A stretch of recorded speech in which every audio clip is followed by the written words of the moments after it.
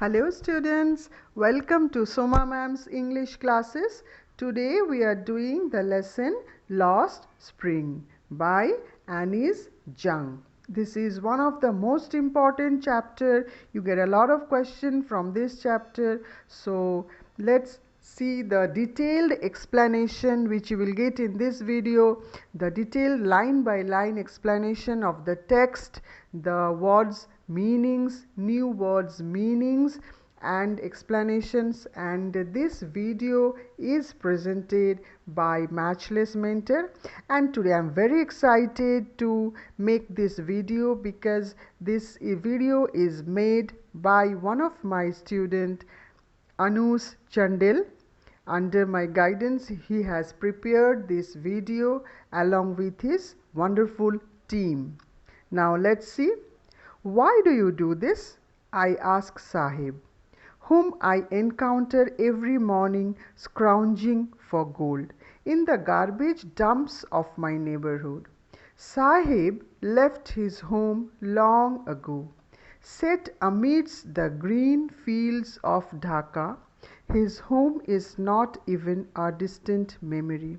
There were many storms that swept away their fields and homes. His mother tells him that's why they left, looking for gold in the big city where he lives now. Now, 2-3 things I want to tell you about this. This video you can use as an audiobook, because it now in this during these online classes your eyes needs rest. So to know the correct pronunciation of each and every word, to know the correct voice intonation of the lines of this lesson, you may simply just listen to the video and use this video as an audiobook. Okay, you come across the words, new words, meanings and explanations which you need to know for your MCQ questions. Now see, these are the two words, scrounging amidst, and this is the explanation of the paragraph. If you want, you may pause over here and you may write down the meanings in your copy. In fact, you must write down these meanings in your copy. That will help you to increase your vocabulary, and in the MCQ pattern question you get a lot of questions from this word meanings. Okay, so now let's get into the explanation part. Garbage dump near her house, near the author's house, and the searches for gold in it. The boy, he searches for gold in it. The writer says that he searches for gold. Ironically, because although the garbage dump is full of useless thrown away things, still this boy, he shuffles it so minutely as if he will get something as precious as gold from it. The boy's name is Sahib, Sahib-e-Alam. His home was in Dhaka, in the middle of lush of green fields. They had left it many years ago and he doesn't remember it anymore. His mother had told him that there were many storms which destroyed their homes and fields. So they left home and shifted to the cities in search of gold. The writer again says, looking for gold in the big city. This gold you get a lot of question on this part. Gold, what is this gold? This gold is actually served for the elders. That part, next part, when we go into it, I'll explain. Now gold here refers to something precious which was not available in their hometown. You get a lot of question on this metaphorical gold. Things like shoes, money, bags, etc. for the children, and food, clothing, shelter as means of survival for their parents. The boy searches for such precious things in the garbage dumps. One day, the writer questions Sahib and asks him the reason for shuffling through the garbage. This first paragraph is very important. So read the text very minutely, children. I have nothing else to do, he mutters, looking away. Go to school. I say glibly, realizing immediately how hollow the advice must stand. There is no school in my neighborhood. When they build one, I will go. If I start a school, will you come? I ask, half joking. Sahib replies to the writer that he has nothing else to do other than the rag picking. The writer suggests that he should go to school. She realizes that her advice is meaningless for the poor boy. Sahib replies that there are no schools in the area where he lives. He also assures that he will go to school if he gets a nearest one. The writer asks him jokingly that if she opened a school, would he attend it? See in the cartoon picture, see it is given about 20,000 children walk this is about the next story, okay. Yes, he says, smiling broadly. A few days later, I see him running up to me. Is your school ready?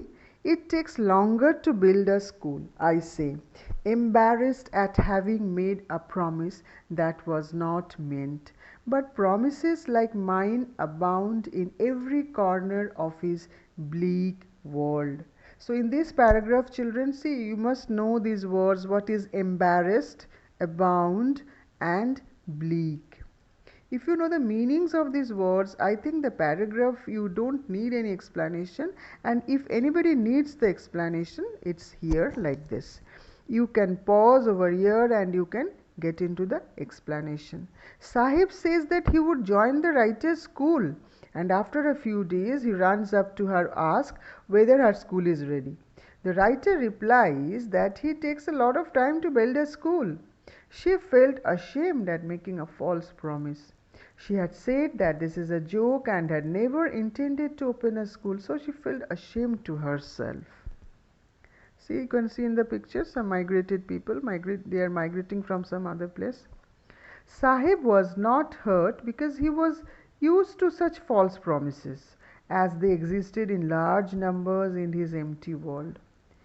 He was surrounded by such false promises made by everyone around him. His world was empty, as no promise made to Sahib was ever fulfilled. After months of knowing him, I ask his name. Sahib-e-Alam, he announces. He does not know what it means. If he knew it means Lord of the Universe, he would have hard time believing it, unaware of what his name represents. He roams the streets with his friends, an army of barefoot boys who appear like the morning birds and disappear at noon. Over the months, I have come to recognize each of them. He would have a hard time believing this, that it would be difficult for him to believe that his name meant Lord of the Universe. And see the meaning of the word barefoot. It is given, barefoot means wearing nothing in the feet. Now this is the explanation part. The writer had known Sahib for a few months when she asked him his name. He replied as if he was making an announcement that his name was Sahib-e-Alam. The writer thought that the boy did not know the meaning of his name, and if he came to know that his name meant Lord of the Universe, he would not be able to believe it. His name was opposite to his life. He went around the streets with a group of friends. It was like an army of boys who did not wear any footwear. They appeared in the morning like the morning birds and disappeared at noon. The writer could recognize all of them as she had been seeing them for past few years. Now the writer is asking, why aren't you wearing chappals? I ask one. My mother did not bring them down from the shelf, he answers simply. This is the explanation part. The writer asked one of them that why was he not wearing any footwear. The boy simply replied that his mother did not get her down from the shelf as they were beyond his reach. He did not wear them. In the picture you can see the child wearing two different chappals. Even if she did, he will throw them off, adds another boy who is wearing shoes that do not match. When I comment on it, he shuffles his feet and says nothing. I want shoes, says a third boy who has never owned a pair all his life. Traveling across the country, I have seen children walking barefoot in cities on village roads. It is not lack of money, but a tradition to stay barefoot, is one explanation. I wonder if this is only an excuse to explain away a perpetual state of poverty. Now, in this paragraph, you need to know the word meanings of these words: shuffles, excuse, perpetual state of poverty. Students, you must write down these words in your copy. This is the explanation what the author is trying to say. Another boy who was wearing a different shoe in each foot said that even if his mother would have given him the footwear, he would have thrown it away. He meant that the boy was not wearing footwear because he did not want to wear one. The writer asked the second boy the reason for wearing a different shoe in each foot. He did not reply and shuffled his feet as he tried to hide the shoes. A third boy spoke that he was eager to get a pair of shoes as he had never owned one all his life. Now the writer, she takes the example of shoes to highlight. This is the inner meaning of these lines. Okay. She takes the example of shoes to highlight the condition of these boys. They search the garbage dumps looking for such precious things. She further tells us that as she travelled across the country, she had seen many children walking barefoot in the cities as well as the villages. They reasoned that they were barefoot not due to lack of money to buy footwear, but being barefoot was a tradition for them. The writer wondered and concluded that the reason of it being a tradition was a mere excuse to hide the fact that they were so poor that they could not afford footwear. See, in every page you get a picture of this deprived families and deprived society, the below poverty line, these children and their family. I remember a story. A man from Udupi once told me. Udupi is a district in Karnataka. It's a place. Once told me, this is the extract and this me and I is the author and is Jung. As a young boy, he would go to school past an old temple where his father was a priest. He would stop briefly at the temple and pray for a pair of shoes. 30 years later, I visited his town and the temple, which was now drowned in an air of desolation. In the backyard where lived the new priest, there were red and white plastic chairs. A young boy dressed in a grey uniform, wearing socks and shoes, arrived panting and threw his school bag on a folding bed. See, Udupi you can see in the map. So these are the explanation of those lines. Looking at the boy, I remembered the prayer. This is the continuation of the text. In the next page, you will get the explanation. Looking at the boy, I remembered the prayer another boy had made to the goddess. When he had finally got a pair of shoes, let me never lose them. The goddess had granted his prayer. Young boys, like the son of the priest, now wore shoes. But many others, like the ragpickers in my neighborhood, remain shoeless. These are the two words you need to know from this paragraph: desolation and painting. Desolation and panting. Okay. Panting means taking short and quick breaths. After you run or you walk fast, you pant. You take short and quick breaths. The story of Udupi, this is in Karnataka. These all informations are given. Okay, now when he was, this is the explanation part. When he was a young boy, he would walk to his school. On the way, he would cross a temple where his father worked as a priest. He would stop at the temple and pray to God to bless him with a pair of shoes. After 30 years, the writer visited the town and the temple. Now the place was nearly empty. The new priest lived in the backyard of the temple. Plastic chairs in red and white color were kept there. A young boy came running. He was wearing grey-colored school uniform, socks and shoes. He had a school bag hung on his shoulders. He threw it on the bed and ran away.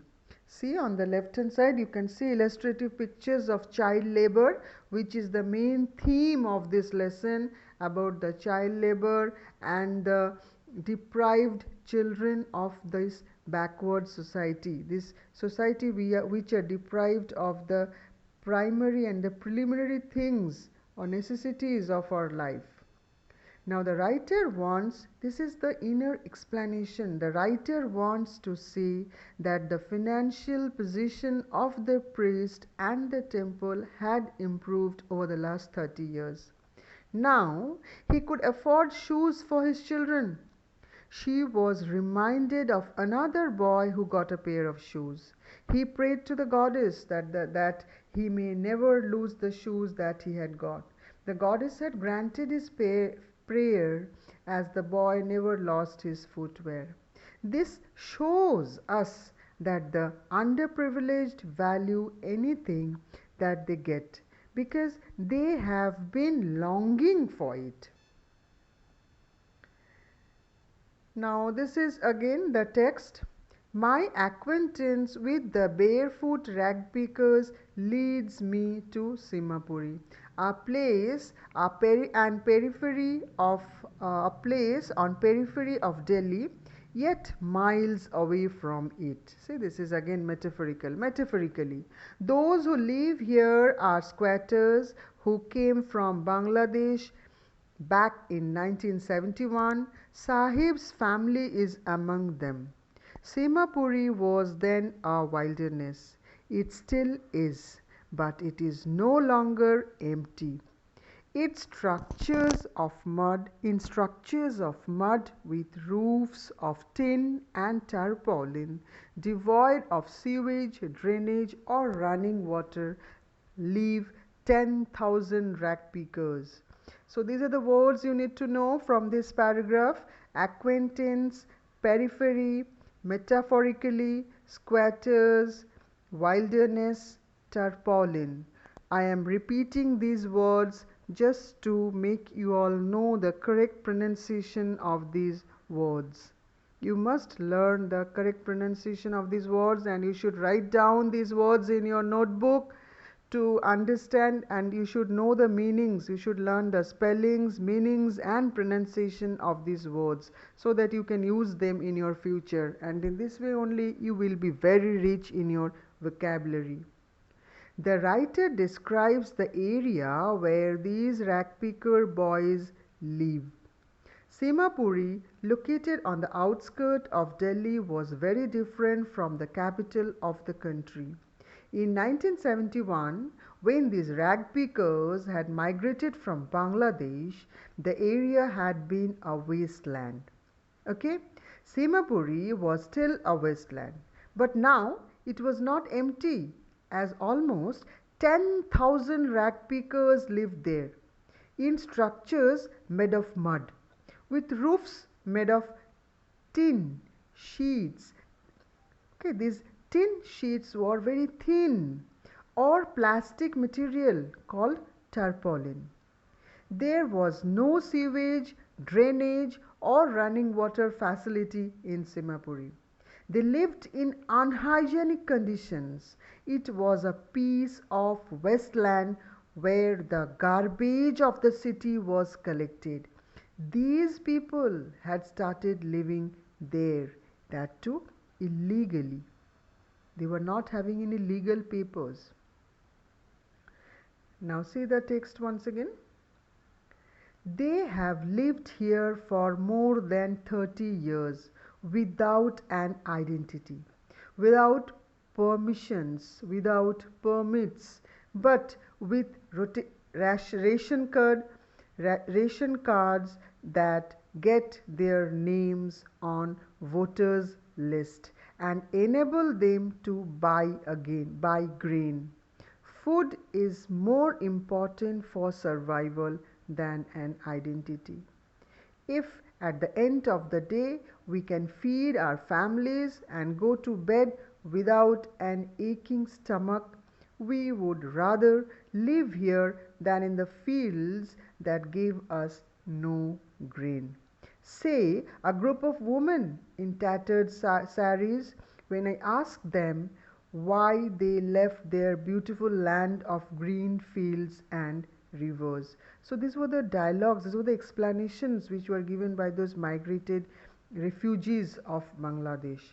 These are the two words you should know from this paragraph: permits and tattered. It's very important to know the word meanings. You must write them down. The rag pickers had been living here illegally in Simapuri.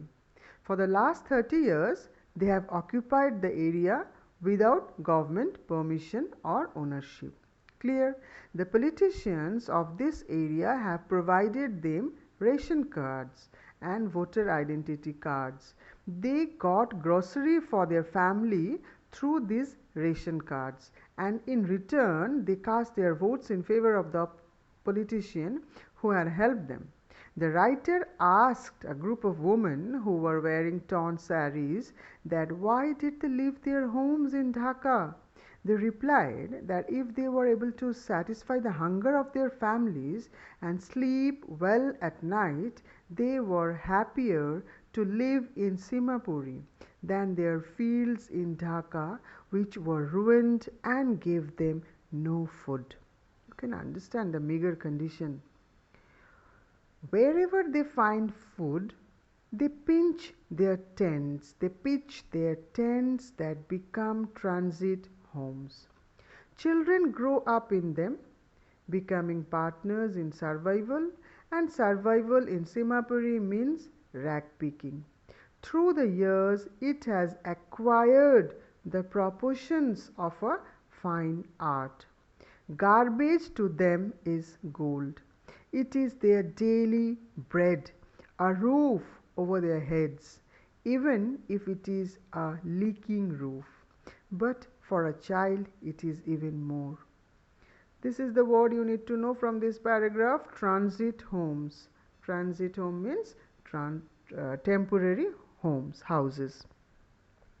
These people, this is the meaning, this is the explanation of just the paragraph what we have read just now. These people traveled in search of food, and wherever they found it, they settled there temporarily. Their children would grow there only, and they would get their partners once again, and they can have their own families. For those who lived in Simapuri, their survival, the means of survival was only rag picking. As they had been doing it for many years, they became trained in this rag picking. For rag picking, the garbage was as precious as gold. These families searched the garbage dumps, got things which they sold to fund the food, their fooding. They gathered torn or damaged sheets which were used to cover the roof of their houses. These did not cover them well, but still provided them with some protection. For the children, the garbage dumps were more than a means of survival. Now this is again the text. I sometime find a rupee, even a 10-rupee note, Sahib says, his eyes lighting up. When you can find a silver coin in a heap of garbage, you don't stop scrounging, for there is hope of finding more. It seems that for children, garbage has a meaning different from that it means to their parents. For the survival, it is wrapped in wonder. For the children, it is wrapped in wonder. For the elders, it is a means of survival. Now students, you must underline this line in your book, and you should know the explanation of this line. You get a lot of questions from this part also. The word meaning in this paragraph is lighting up. Now what does the author mean over here? Sahib was happy to say that sometimes he found a rupee, even a 10-rupee note in the dump. As often he finds a silver coin in the garbage dump. He kept on searching, hoping to find more. For children, the garbage was a means of fulfilling their dreams. On the other hand, their parents, this was the means of survival for providing them the basic necessities of life. Food, clothing, shelter. Roti, kapda, makan. These are the basic necessities of our survival. Now one winter morning, I see Sahib standing by the fenced gate of the neighborhood club, watching two young men dressed in white playing tennis. I like the game, he hums, content to watch it standing behind the fence. I go inside when no one is around, he admits. The gatekeeper lets me use the swing. Word meaning, content, satisfied. This is the explanation. That one day he was standing over there, and suddenly he was watching two people playing tennis inside. He told the writer that sometimes the gatekeeper allows him. Okay, now see the next part. This is the explanation. Sahib too is wearing tennis shoes that look strange over his discolored shirt and shorts. Someone gave them to me, he says, in the manner of an explanation. The fact that they were discarded shoes of some rich boy, who perhaps refused to wear them because of a hole in one of them, does not bother him. For one who has walked barefoot, even shoes with a hole is a dream come true. But the game he is watching so intently is out of his reach. Now the word meaning here you need to know is discarded or thrown away. And the other word is bother. Bother is worry. Now what does the author mean over here? The writer saw that Sahib was wearing the tennis shoes and he was wearing different shoes, but he was happy, and the shoe was having a hole also. With that also he was quite happy about it, because he had the experience of walking barefoot, so he understood the pain, and so he was happy with his barefoot. On the contrary, Sahib was not bothered about that he was wearing an old shoe or like that, but he was very happy about the fact. Although due to the garbage dump, Sahib's dream of wearing shoes had been partially fulfilled, but his desire to play tennis would never be fulfilled. Playing tennis is a game of rich people. This morning, Sahib is on his way to the milk booth. In his hand, a steel canister. I now work in a tea stall down the road, he says, pointing in the distance. I am paid 800 rupees and all my meals. Does he like the job? I ask. His face, I see, has lost the carefree look. The steel canister seems heavier than the plastic bag he would carry, so light over his shoulder. This bag was his. The canister belongs to the man who owns the tea shop. Sahib is no longer his own master. This part also, students, is very important. You must understand the lines very clearly. So one morning the author saw Sahib with a canister of tea, and he had become a tea distributor, a tea seller. You must have seen small children in the hotels and all. They keep on giving teas. A chotu chai leke aa ek cup. That type of chotu he has become now. The writer asked him if he liked the job, as she could see that he had lost the carefree look. Before he was owner of his own, but now he is a servant. As now Sahib was working for someone else and was carrying his master's container, he was burdened with responsibility. Earlier, as a rag picker, Sahib would carry his own bag and was his own master. Now he was no longer his own master.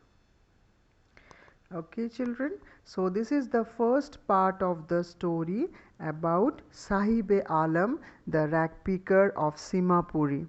Okay, so in the next part of the story, that is about the Mukesh, glass bangle maker boy, about him we will read in the next part of the video, that is in video explanation part 2.